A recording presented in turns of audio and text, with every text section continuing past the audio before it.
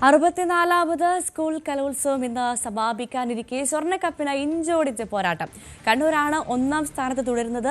തൊട്ടുപിന്നിൽ തൃശൂരും പാലക്കാടുമാണ്. വൈകിട്ട് പ്രതിപക്ഷ നേതാവ് വി ഡി സതീശൻ സമാപന സമ്മേളനം ഉദ്ഘാടനം ചെയ്യും.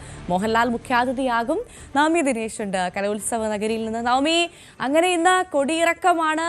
അപ്പോൾ ആവേശം അതിൻ്റെ പാരമ്യത്തിൽ നിൽക്കുന്നു എന്ന് പറയാം.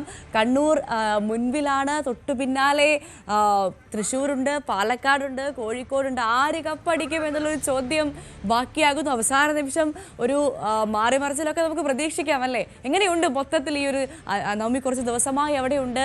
മൊത്തത്തിലൊരു അനുഭവം എങ്ങനെയുണ്ടായിരുന്നു നവമി?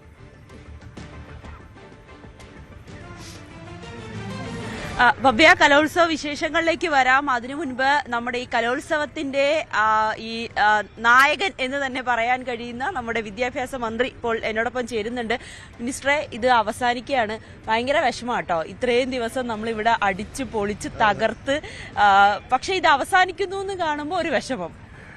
അവസാനിക്കുന്നു തോന്നുമ്പോൾ എല്ലാവർക്കും ഒരു വിഷമമാണ്. ഇനിയിപ്പം എന്നോട് ചോദിക്കുന്നില്ല, ഇപ്പോൾ 2-3 ദിവസം കൂടെ നീട്ടിവെച്ചുകൂടെ എന്ന് ചോദിക്കുന്നുണ്ട്.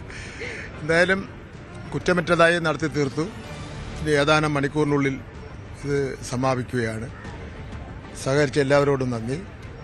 ഒരു പോരായ്മയില്ലാതെ ഈ 50,000-ഓളം വരുന്ന ജനങ്ങളെ നിയന്ത്രിക്കുകയും അവർക്ക് അവരുടെ പ്രശ്നങ്ങൾക്കെല്ലാം പരിഹാരം കണ്ടെത്തിക്കൊണ്ട് മുന്നോട്ട് പോവുകയും ഒക്കെ ചെയ്യുക എന്നത് അത്ര എളുപ്പമുള്ള കാര്യമല്ല.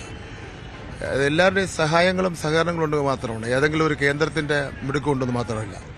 ഓരോ വ്യക്തിയുടെയും ഇവിടെ ഈ കലോത്സവത്തിന്റെ ഭാഗമായി മാറുന്നതിന് വേണ്ടി എത്തിച്ചേരുന്ന ഓരോ വ്യക്തിയുടെയും സഹകരണമാണ് ഈ കലോത്സവം ഇത്രയധികം വിജയിപ്പിക്കുന്നതിന് വേണ്ടി കഴിഞ്ഞിട്ടുള്ളത്. ഒരാൾ എതിർപ്പ് പ്രകടിപ്പിച്ചെങ്കിൽ അത് ഒരു എതിർപ്പ് തന്നെയാണ്. അപ്പോൾ തൃശ്ശൂരിലെ ജനങ്ങൾ അങ്ങനെ ഒരു, തൃശ്ശൂർ മാത്രമല്ല കോഴിക്കോടും നടത്തിയപ്പോഴും, കൊല്ലത്ത് നടത്തിയപ്പോഴും, തിരുവനന്തപുരത്ത് നടത്തിയപ്പോഴും കുട്ടികളുടെ കാര്യമായതുകൊണ്ട് ആർക്കും പിന്നെ അങ്ങനെ ഒരു വിയോജിപ്പില്ല. എന്ന് മാത്രമല്ല, നമ്മൾ ന്യായമായിട്ടുള്ള കാര്യങ്ങൾ മാത്രമേ ചെയ്യുന്നുള്ളൂ. ഒരു അന്യായം നമ്മൾ ചെയ്യുന്നില്ല എന്നതാണ് ഏറ്റവും പ്രധാനപ്പെട്ട കാര്യം. മിനിസ്റ്റർ പല വേദികളിലും പോയിരുന്നു, കുട്ടികളുടെ പെർഫോമൻസ് ഒക്കെ കണ്ടിട്ടുണ്ട്. അതിൽ മിനിസ്റ്റർക്ക് ഇഷ്ടപ്പെട്ടത് ഏതാണ്? എനിക്ക് സംഘ നൃത്തം ഇഷ്ടമാണ്, കഥാപ്രസംഗം ഇഷ്ടമാണ്, പിന്നെ നാടോടി നൃത്തം ഇഷ്ടമാണ്. പിന്നെ നമ്മുടെ പുതിയ നൃത്തമുണ്ടല്ലോ, നമ്മുടെ ട്രൈബ്, അത് നൃത്തമാണ്. അങ്ങനെ അവിടെയെല്ലാം ഒന്ന് ചെന്നിരുന്ന് കണ്ടിരുന്നു. ഒപ്പം ചരിത്രപരമായിട്ടുള്ള മറ്റൊരു കാര്യം കൂടി ഈ തവണത്തെ കലോത്സവത്തിൽ നടന്നു എന്ന് പറയുന്നത് സിയ ഫാത്തിമ ഇന്നലെ ഓൺലൈനായി ആ കുട്ടി മത്സരത്തിൽ പങ്കെടുത്ത് A ഗ്രേഡ് ഉണ്ട് എന്നുള്ളത്. അത് വലിയൊരു കാര്യം തന്നെയാണ്, ചരിത്ര സംഭവമാണ്. ആ ഉത്തരവ് തന്നെ ഒരുപാട് കാര്യങ്ങൾ വിരൽ ചൂണ്ടുകയാണ്. ഈ മാനുവൽ പരിഷ്കരണം, അതുപോലെ പിന്നെ ഉള്ള പല കാര്യങ്ങളും ചൂണ്ടുന്നു. നമുക്ക് മാനുവലിൻ്റെ ഒരു പരിഷ്കരണം ആവശ്യമാണ്, ഒരു മാറ്റങ്ങൾ ഇതിൽ ആവശ്യമാണ്. അപ്പോൾ പിന്നെ തീർച്ചയായിട്ടും അതെല്ലാം പഠിക്കുന്നതിന് വേണ്ടി ഒരു കമ്മീഷനെ നിയമിക്കുന്നത് സംബന്ധിച്ച് ആലോചിച്ചുകൊണ്ട് ഇരിക്കുകയാണ്. കാരണം ഇന്നിപ്പോൾ നമ്മൾ നമ്മളെക്കാൾ മുകളിലായി കലോത്സവം, അതുകൊണ്ട് നമ്മളെ കൈ എത്തുന്നില്ല അവിടെ. അപ്പോൾ കൈ എത്താൻ പറ്റുന്ന രൂപത്തിൽ നമുക്ക് കാര്യങ്ങളൊന്ന് ക്രമീകരിക്കേണ്ടതായിരിക്കും. മിനിസ്റ്റർ, ആരായിരിക്കും സ്വർണ്ണക്കപ്പിൽ മുത്തമിടുക? 14 ജില്ലയും മുത്തമിടാൻ സാധ്യതയുണ്ട്. ശരി മിനിസ്റ്റർ, അപ്പൊ ഇന്ന് വൈകുന്നേരമാണ് സമാപന സമ്മേളനം. അതിനുള്ള തയ്യാറെടുപ്പുകളെല്ലാം അവസാനിച്ചു അല്ലേ? എല്ലാം അവസാനിച്ച കൃത്യം 3 മണിക്ക് തന്നെ ചെറിയൊരു കലാപരിപാടി ഇവിടെ അരങ്ങേറും. കൃത്യം 4 മണിക്ക് തന്നെ ചടങ്ങ് ആരംഭിക്കും. മോഹൻലാൽ വരും. കൃത്യം 4 മണിക്ക് എത്തും. 6 മണിക്ക് ചടങ്ങുകൾ അവസാനിക്കും. ശരി, വിദ്യാഭ്യാസ മന്ത്രിയാണ് ഇപ്പോൾ നമ്മളോടൊപ്പം സംസാരിച്ചത്. അദ്ദേഹം പറഞ്ഞതുപോലെ തന്നെ അവസാന നിമിഷം ഭയങ്കര ഒരു വിഷമമുണ്ട്. അയ്യോ, ഇത് കഴിഞ്ഞു പോവുകയാണല്ലോ എന്നുള്ളത്. ഭവ്യ, എനിക്കും ആ വിഷമമുണ്ട്. ആര് കപ്പടിച്ചാലും അത് നമ്മുടെ പിള്ളേർ തന്നെയാണ്. ഏത് ജില്ല കപ്പ് കൊണ്ടുപോയാലും അത് നമുക്ക് കുഴപ്പമില്ല. അടുത്ത വർഷവും കലോത്സവം ഉണ്ടല്ലോ, എല്ലാവർക്കും കപ്പിൽ മുത്തമിടാനുള്ളൊരു അവസരവും ലഭിക്കും. അത് അങ്ങനെ തന്നെയാണ് നമ്മുടെ കലോത്സവം ഓരോ തവണയും നടക്കുന്നത്. ഇത് മാത്രമല്ല, ഇന്ന് മോഹൻലാലാണ് എത്തുന്നത്.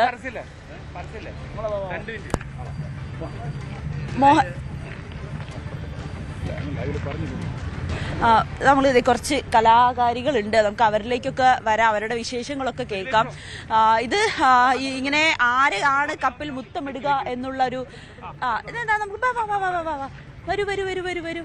നല്ല രസമുണ്ടല്ലോ, ഒരേ ഡ്രസ്സൊക്കെ ഇട്ടിട്ട് നല്ല ഭംഗിയായിട്ടുണ്ട്.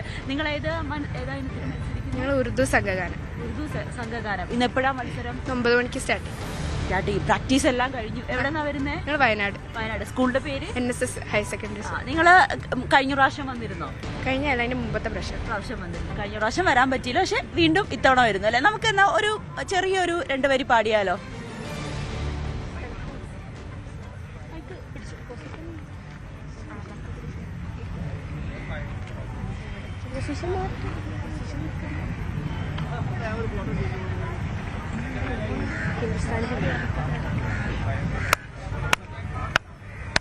हिंदुस्तान है, हिंदुस्तान है, हिंदुस्तान है.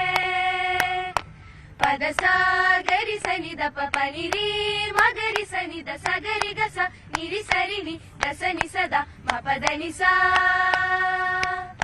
बेजार हुई दुनिया बिम्मों के धमाके से, बारूद की बदबू से, बदमाश अदाओं से.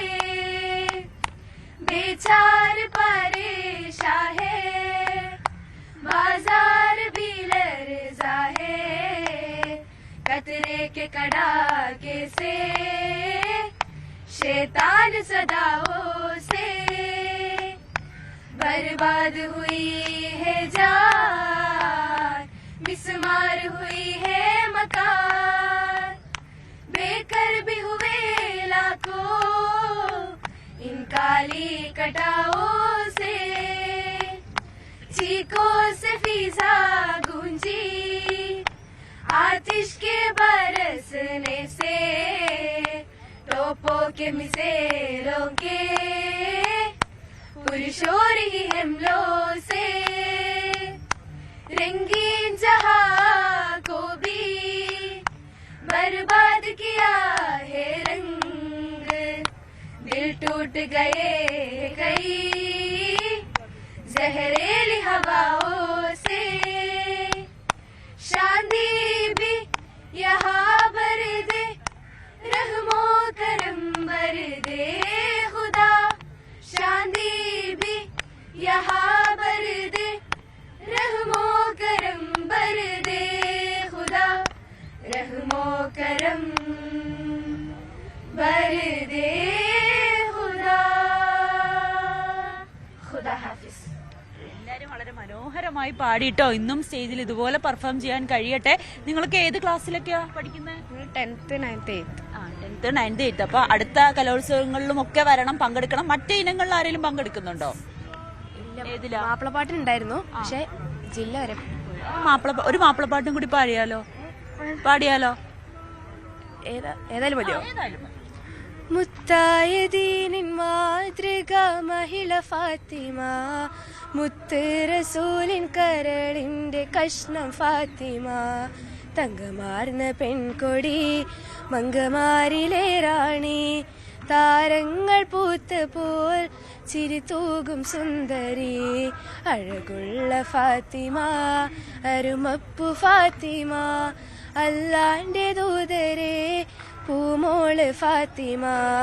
അലിയാര് തങ്ങൾക്ക് ഇണയൊത്ത ഫാത്തിമ. മനോഹരമായി. മോളുടെ പേര്? ജഹാനി സാർ. അപ്പൊ എല്ലാവർക്കും എല്ലാവിധ ആശംസകളും. നന്നായി പെർഫോം ചെയ്യാൻ കഴിയട്ടെ. ഭവ്യ, ഇനി നമുക്ക് ഇതിന്റെ പോയിന്റ് നില പരിശോധിച്ചു കഴിഞ്ഞാൽ കണ്ണൂർ 990 പോയിന്റ് ഉണ്ട്. 2ാം സ്ഥാനത്ത് തൃശ്ശൂരാണ്. ഭവ്യക്ക് ചെറിയൊരു വിഷമം ഉണ്ടാവും, കാരണം ഭവ്യയുടെ കോഴിക്കോട് ഇതിപ്പോൾ 4ാം സ്ഥാനത്ത് എത്തിയിരിക്കുകയാണ്. അതിന്റെ ഒരു വിഷമം ഉണ്ടാവും. കൂടുതൽ വാർത്തകൾക്ക് News 18 Keralam YouTube channel subscribe ചെയ്യുക.